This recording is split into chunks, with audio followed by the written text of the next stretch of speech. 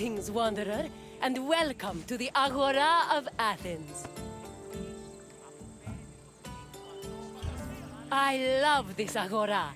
Where else could you find a common fish merchant and an extravagant jewelry seller within a few feet of each other? It's that kind of variety that makes city life so rich and exciting. The Agora is the beating heart of any Greek city. It is a place where all types of people may gather, from citizens and foreigners to magistrates and philosophers. All manner of business is conducted here, including political meetings, legal proceedings, and trade. When you finish exploring, come find me, and we can talk more. See you soon, wanderer.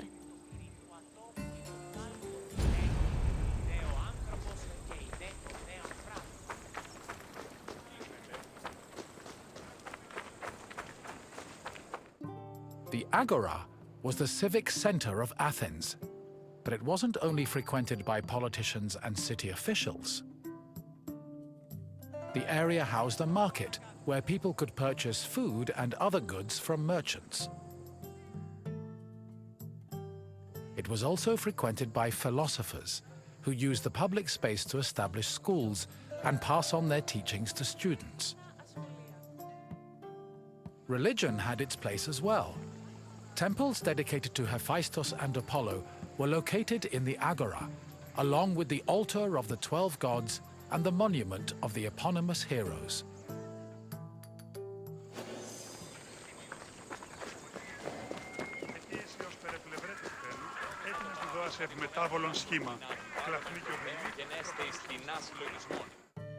The painted Stoa, or Stoa Poikile, derived its name from the panel paintings on its wall. The paintings were created in the 5th century BCE by famous artists like Polygnotus and depicted Greek military victories like the Battle of Marathon. The Stoa served as a public meeting place for citizens, but it was especially popular with philosophers who used the space to pass on their teachings. In 301 BCE, the philosopher Zeno of Kition chose the Stoa Poikile as the location for his school of philosophy, the appropriately dubbed Stoicism.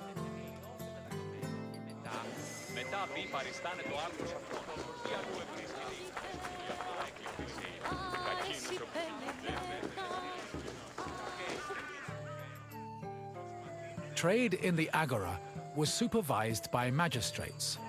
There were 5 agoranomoi, who kept order in the market, controlled the quality of goods, and collected market dues.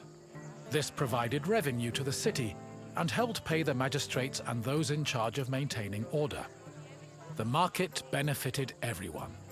Customers bought what they needed, merchants made their living, and city officials received the money they needed to keep the wheels of democracy turning.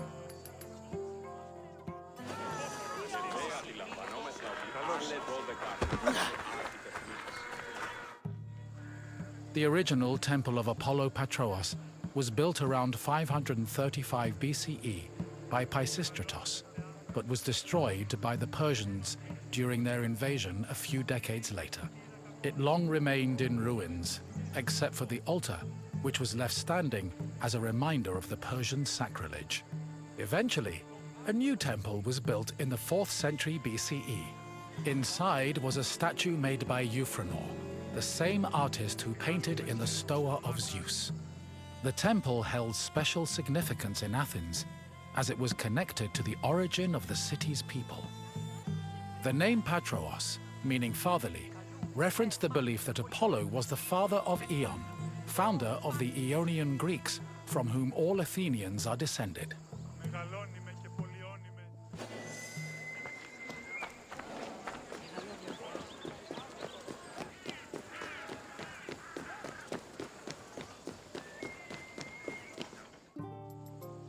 The Temple of Hephaistos overlooks the Agora from the Colonus Agoreus hill. Today, it is one of the best preserved temples in Greece, owing to its conversion to a church in the Middle Ages. But while this transformation preserved the structure, it also damaged the surrounding sculptures. The temple was dedicated not only to Hephaistos, the god of metallurgy, but also to Athena Ergane, goddess of arts and crafts. Nearly every part of the Hephaisteion was lavishly decorated with depictions of famous mythological events, like the labors of Theseus. The Theseus scenes gave the temple the nickname Theseion, a name that lives on today as a city district in Athens.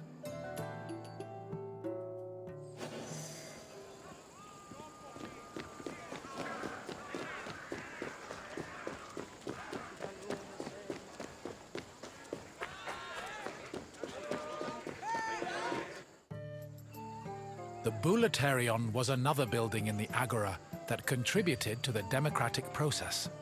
It housed the Athenian Council of Citizens, the Boulei. This council of 500 was composed of 50 members from each Greek tribe, all of whom served a one-year term. They were chosen by lot from among citizens over 30. Every month, one group of 50 was chosen to lead the Boulei's executive committee, the Prytaneion. The Prytaneion met every day of the month and called meetings of the full council in the Bouleuterion, where they spent their time discussing bills.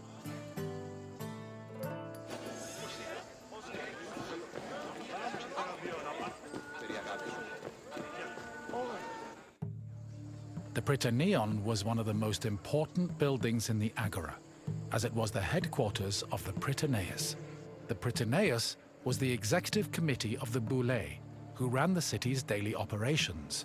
The Prytaneion dined in the Prytaneion, and 17 of them slept on site to ensure there were always officials available to deal with emergencies.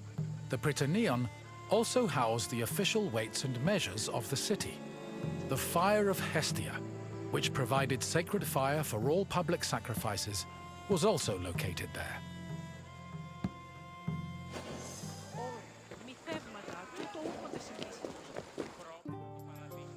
The Heliaia was the most important court in Athens and was presided over by a group of judges called Heliasts. Judging was a regular part of an Athenian citizen's life, with trials happening almost every day. Heliasts were chosen randomly based on two factors. First, that they were on the official list of 6,000 potential Heliasts. Second, that they were present at court on the day of the trial. A stipend of 2 obols was established by Pericles to compensate for the loss of work while on Heliast duty, and also to encourage participation in the judiciary process.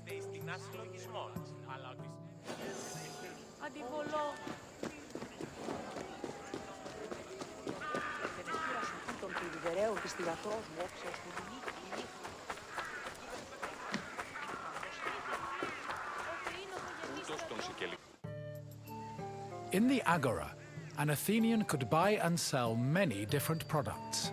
The permanent retail market was divided into sections according to the category of merchandise. Merchants and craftsmen who worked in the market could be citizens, foreigners, or even freed slaves. They sold everything from food and clothes to jewelry and slaves. With so much variety, competition was fierce, and that competition helped regulate the market's prices.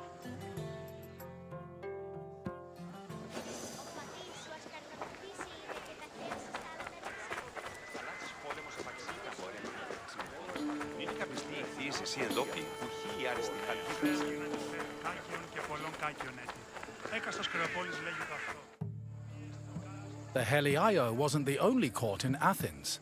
This other court was located next to the South Stoa. Historians believe it to be a court based on the discovery of a nearby box containing 7 bronze ballots. These ballots were used by jurors to give their verdicts. The reason trials were so common in Athens might have been related to their democratic regime, which promoted the individual's right to demand reparations for injustice.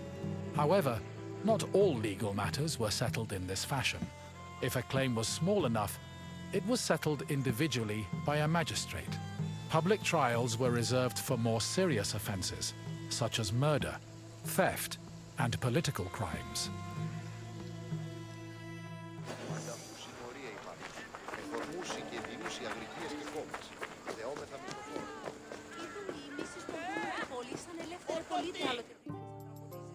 the mint was where the city made its coinage. It is believed that Athens' mint was in the city's Agora, as modern excavations have turned up small disc-shaped pieces of metal used to make coins. Much of the silver required for minting coinage came from the Lavrion silver mines. Athens was so dependent on the mines that when they lost them during the Peloponnesian War, the city was forced to melt down a gold statue of Athena to mint gold coins and avert a monetary crisis.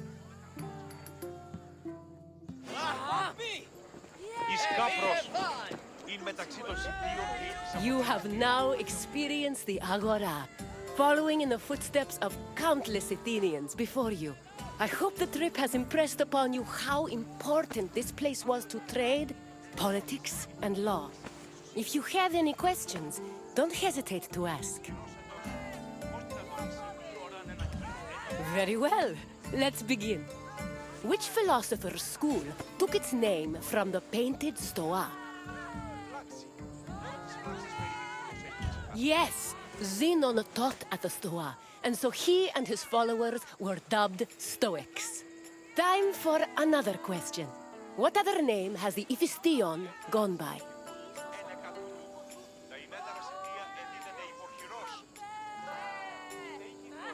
Correct. The name was inspired by the scenes showing the hero Theseus, which decorate the temple. Only one question left.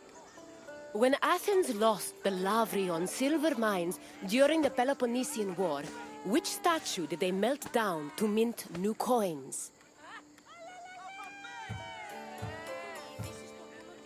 Correct.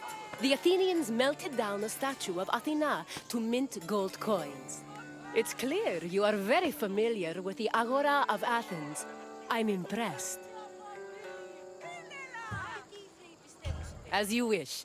Let's see what else Greece has in store for you.